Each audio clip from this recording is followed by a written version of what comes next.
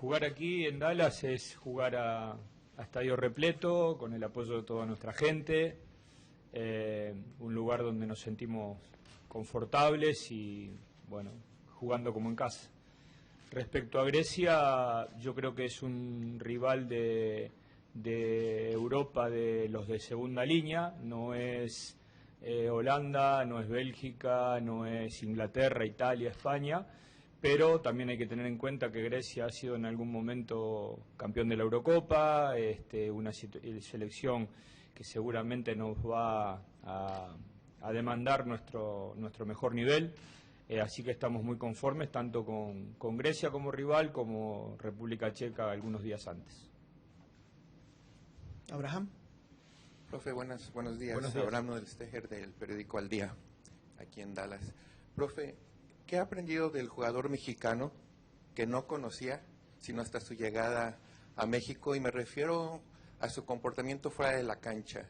Jugadores que se van, que celebran, que están de fiesta justo después, el mismo día de una derrota. ¿Es algo que dentro de su experiencia en clubes, en selecciones, había visto antes?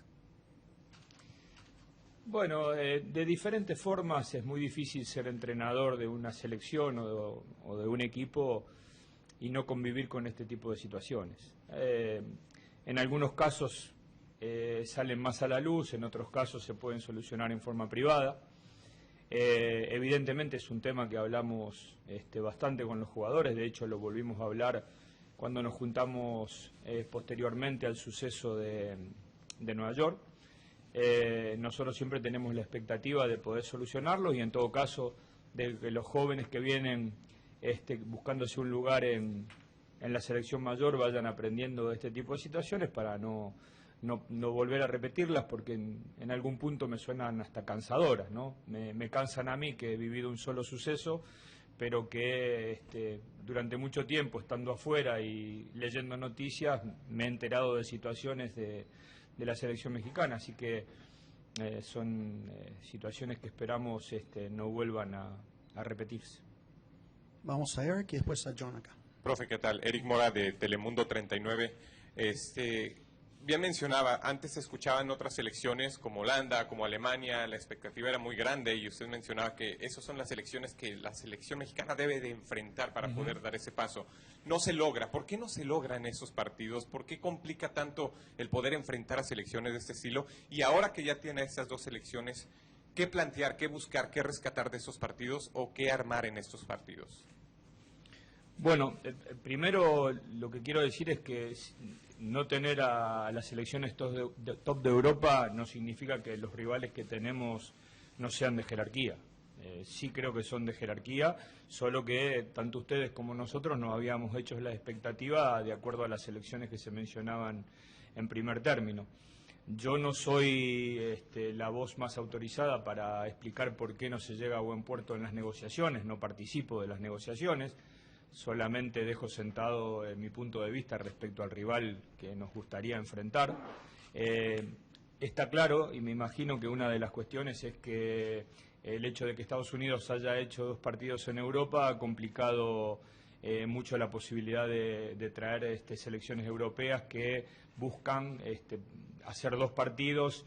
Los 2 partidos más relevantes en esta zona, evidentemente, son poder jugar con México y Estados Unidos.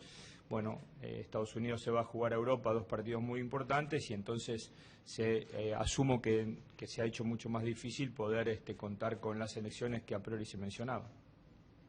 John. Profe, John Arnold con Gol. Bien, gracias. Le quiero preguntar sobre el panorama para el año, porque obviamente no ha empezado el año para ustedes.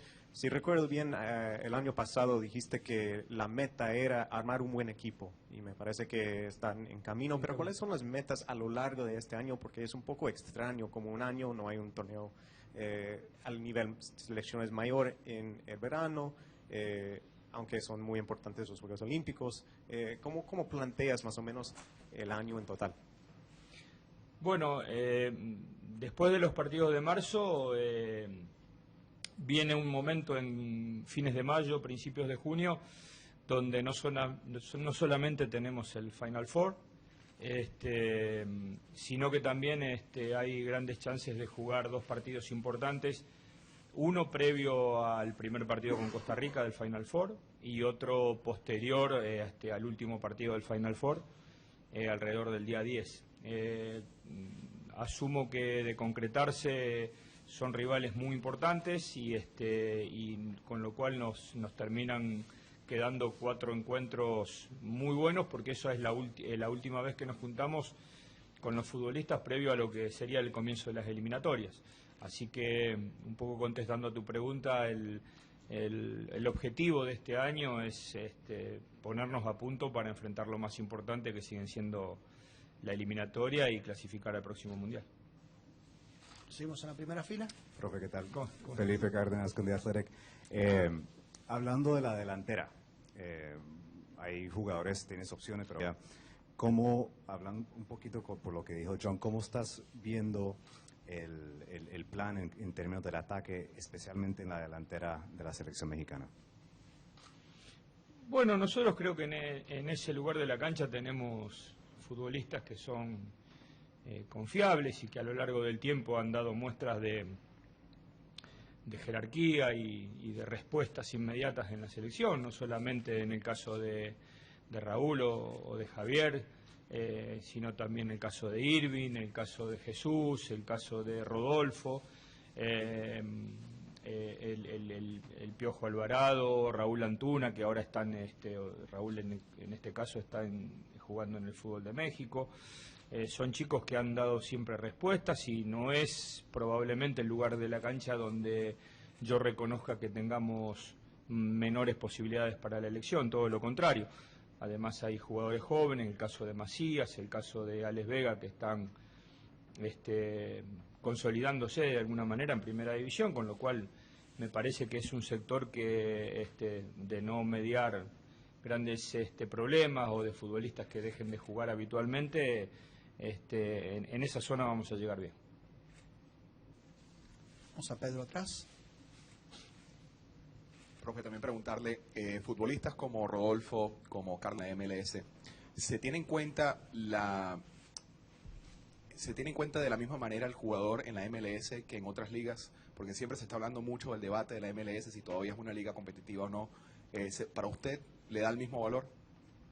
Bueno, primero, por haber estado, conocerla, creo que sí, que la MLS es una liga muy competitiva. O sea, partimos de que yo estoy convencido de que sí lo es. Pero después algo que, bueno, comentábamos ayer bastante en la conferencia en Charlotte. ¿Cuál es la comparación de ligas entre un futbolista que juega habitualmente en la MLS y que a lo mejor participa en la Liga de Italia y no juega? No hay comparación. Es decir, la comparación existe si el futbolista juega habitualmente en una y otra liga. Entonces yo tengo que decir que sí, que la Liga Italiana es más competitiva que la MLS, pero cuando el futbolista no juega, no hay comparación posible.